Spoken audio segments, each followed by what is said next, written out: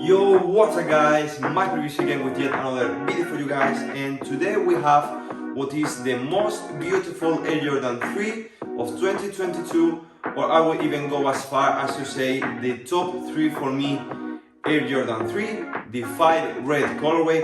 And if you want to see why am I saying this, stick up for the review. Let's go!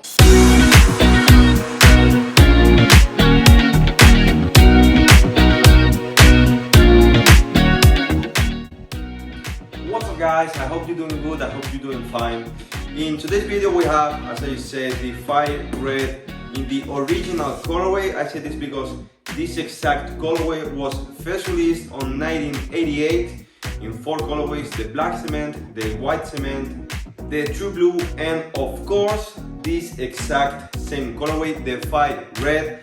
And I know we've had some releases since that first drop of these similar colorways, like the one on 2007 and the one on 2013, with similar colorways with a similar structure, but neither of those feature this right here, which is the classic Nike Air logo on the back.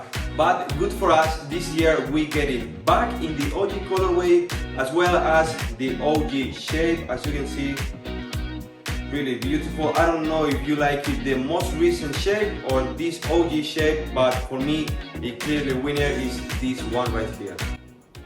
You're goddamn right. So as many as you already know, this dropped on September the 10th, I think on sneakers as well as other online pages, and this was actually really easy to get.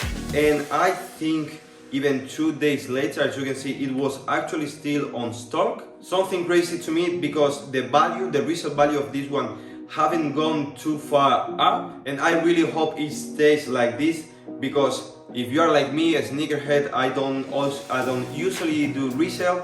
This helps me a lot to get a pretty beautiful sneaker at retail price. And as always, before we start with the main review, even though you saw the sneaker itself, this is the box it came in. As you can see, all black, pretty beautiful, pretty aesthetic box with the elephant printing on the bottom.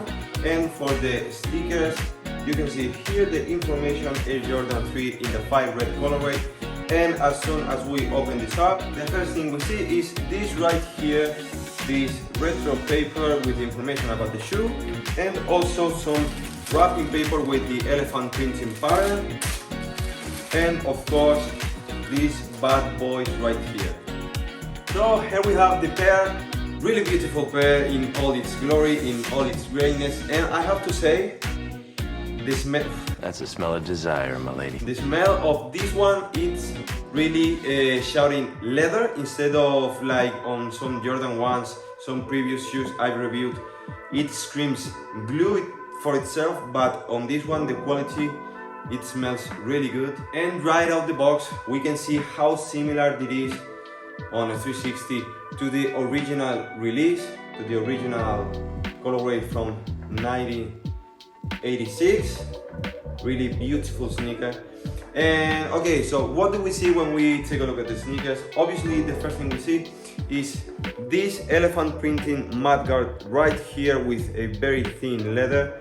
And I really like this a lot more than, for example, on the most recent ones, on the new releases, in which the elephant printing right here was actually a lot darker than this one. This reminds me a bit more at what you are supposed to see when you look at the wrinkles on the ears of an elephant. So I like this much more. And I think, for me at least, it's really cool to see the Jordan brand take a look back at its heritage and trying to imitate or replicate its main origins and create something as beautiful as this. And when we take a closer look, we can actually see that we have a second mudguard right here, which is made of a different leather compared to this tumble leather, which is supposed to be more resistant to add some durability to the sneaker. And as I just say, on the top box and actually on the rest of the sneaker, we find a matte white tumble leather instead of the shiny bright we have seen on the latest releases, like for example on this right here, the Amamanier, which is very shiny. I like this better. It feels like more premium, like more actual leather. Continuing up on the sneakers, the next thing we find is these 5 eyelets right here on a bright red plastic, and underneath it we find this gray perforated leather, also these white laces, which is the only pair of laces we find on the sneakers. We don't have extra laces. And on the top of that we find this white panel on the tongue with the red Air Jordan Jumpman embroidered on it. And another good detail, if we compare this with the original that imitates it so well, is that on the white panel of the tongue we can see that actually goes a bit up on top of this red sock liner right here, which for me goes a lot cleaner, especially when you are wearing it and you don't see this red accent right here, just the white tongue. If we take a look towards the heel right here, we can see more elephant printing right on the heel, and of course it wouldn't be an OG release without this bright red Nike Air patch on the heel.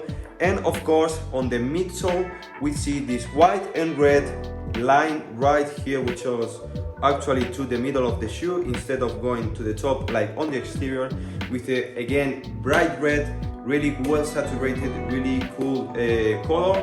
Also we see this perforated leather right here more on the top. And if we want to take a look inside of the sneaker, this is what we find: the typical stitching, as well as some information on the tongue right here, rail insole with the Nike Air stamp on the heel. The next thing I want to talk about is the sizing on this one. The same exact sizing as on all the other Air Jordan 3s. If you don't have any Air Jordan 3, I suggest you go to a shop and try any model of Jordan 3, and it should be the same as on this one. And that will be all, guys, for the release. I'm actually really happy with the shoe itself. The materials was really on point. I know you are paying 200 euros for this one, which is actually expensive, but I'm actually really happy with this one. This may be just for my pair, I don't know about yours, but really happy with the details they took back also from the 86 release. And of course the availability, as I just said, I took it from sneakers on the main drop day without the drop, and also the resale price on this one doesn't go above maybe 30 to 50 euros, so you don't have to spend a lot of money. Son of a bitch, straight into bankruptcy. And that will be all, guys. Let me know in the comments if you like this model, if you like the latest releases instead. And as always, if you're not subscribed, please subscribe to the channel, give a thumbs up, and that will be all. See you guys on the next one. Bye.